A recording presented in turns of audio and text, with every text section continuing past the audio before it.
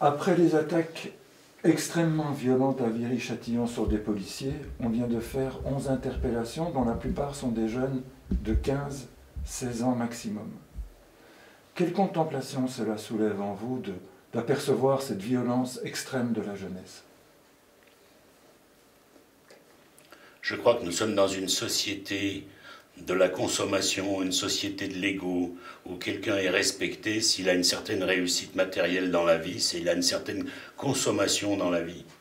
Je crois qu'on ne peut pas s'offrir des banlieues en France, des périphéries de grandes villes, où on dise à des jeunes non, non, ferme ta gueule, t'es personne, t'es rien du tout. Toi, t'es juste bon à traîner dans ta cité, et tu n'as aucun avenir, et machin.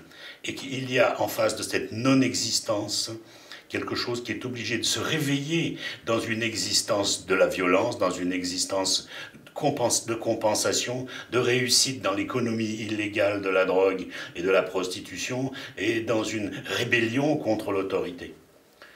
Nous produisons des demi-fous dans les banlieues. Nous ne pouvons pas dire à des gens « tu es personne et ne revendique rien et tais-toi ». « Tu es personne et tais-toi », c'est impossible. Ils sont bien obligés d'être un peu quelqu'un par l'économie illégale et par la violence envers l'autorité.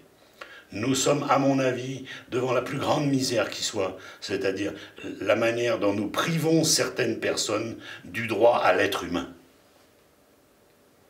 Et c'est la racine, selon vous, de cette extrême violence et cette extrême négation? Oui.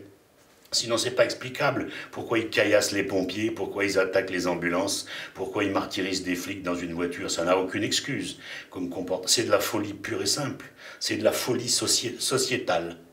Nous produisons des gens à qui nous demandons d'être personne, d'être rien, et de nous foutre la paix en plus. Ce n'est pas possible d'être personne et de foutre la paix aux autres.